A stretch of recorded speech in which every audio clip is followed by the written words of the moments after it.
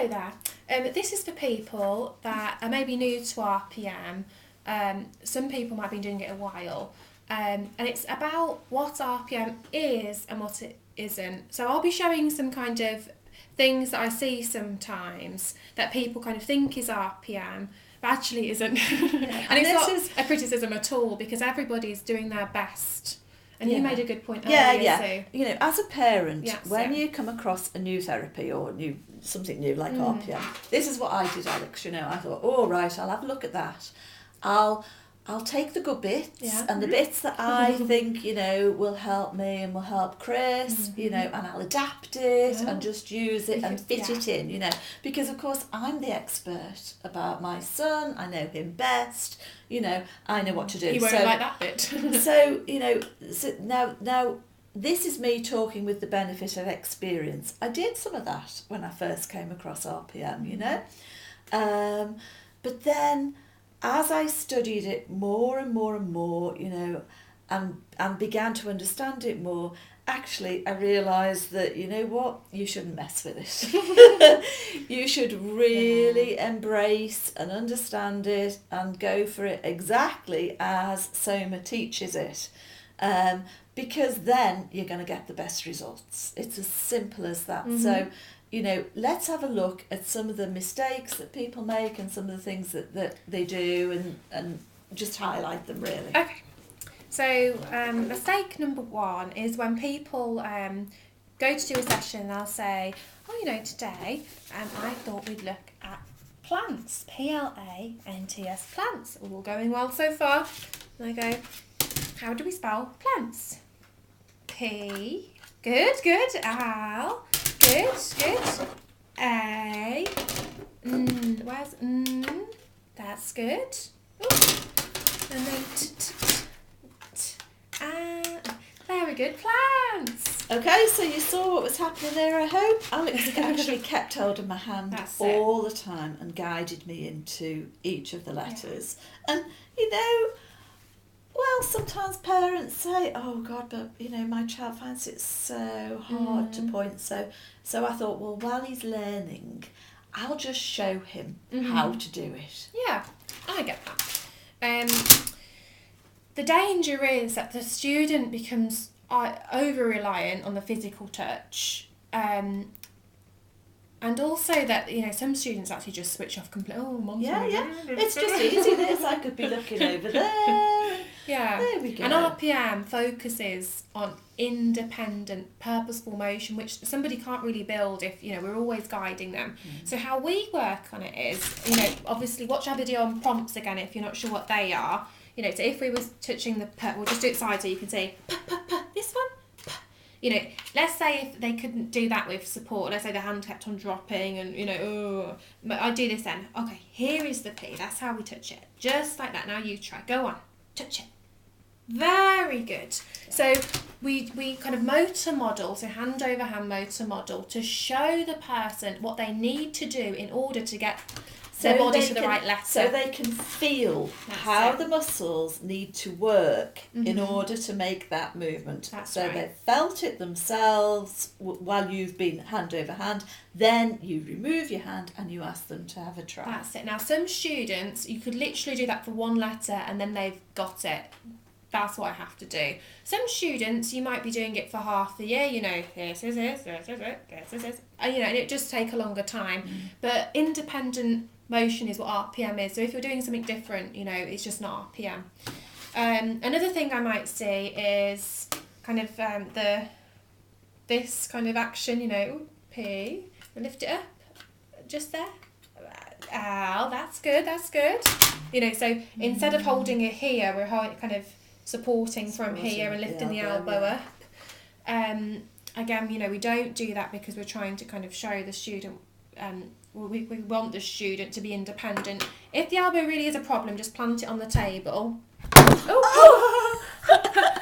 No! It's all right, Alex, it's okay. We can carry on. We won't do that again. We can be flexible. Maybe don't do it with that much force. Place Not if you're filming and you've got your little camera on a tripod on the table. Place your student's elbow on the table. And then they can just learn how to kind of, get the piano. There we go, very good. And then some students just learn how to use their elbow, just free motor modelling. Now, what I always, generally I'll only ever kind of make contact with a student at the hand, because you just don't want to get into all of this and, all of like holding their wrist, flop, flop, flop. Just pass the pencil up here, okay? Then look, nothing can go wrong, look. It doesn't matter if they go all over the place. Over time, they will improve. Yeah. Another thing I would say, parents worry about moving the board. They think, I don't want it to be me, I want it to be them. Which is and good. then they get, which is good. But then what happens is they place it on a flat stand or even flat on the table. And then obviously the student finds it very hard then because it's not midline to the body. So then they need to do some additional support to kind of get there. So that's when you'll see this happening again. Totally different action doing that Coming than down. doing, oh God. Yeah, that's it. Especially on the stencil. So then that's when like a lot of this sort of happens too with the elbow. I'll just help him to get to that end by giving a little push. And it's all kind of like this, down. So the reason we hold it is so the person learns a clear kind of pointing motion. It's midline to the body. It's equidistant so that the J is the same distance away as the M, the N is the same distance away as the R. So that the person isn't having to make a massive effort just to get to the J if it's, down here and all. So we're doing it to make it easy for the student in the beginning. In the future, we want to work on maybe getting the student to hold it themselves or getting it flat on the table. Some people might want to work on a device. Some people might want to work on handwriting, but leave that skill for a bit later on. Get the success and the independence first.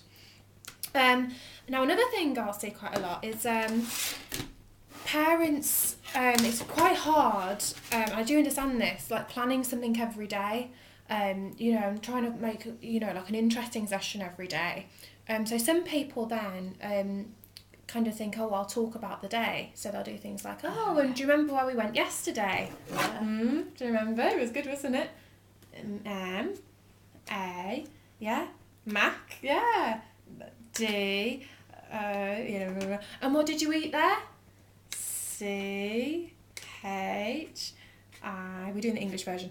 B, that's chips. And what did Mummy have? Mummy had a B, U, R, G.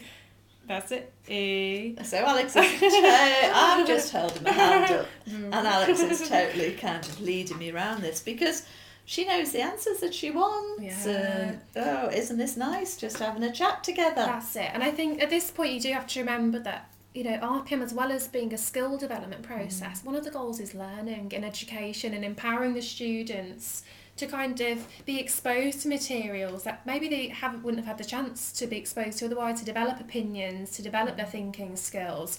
And honestly, like, nobody's going to learn anything new just by recapping what they did earlier. So I think if you're finding it hard with the planning, you have to kind of find some way to make it a bit easier for yourself. It might be that every other day you try and plan like a good session. Then maybe in between you'll do a skill session.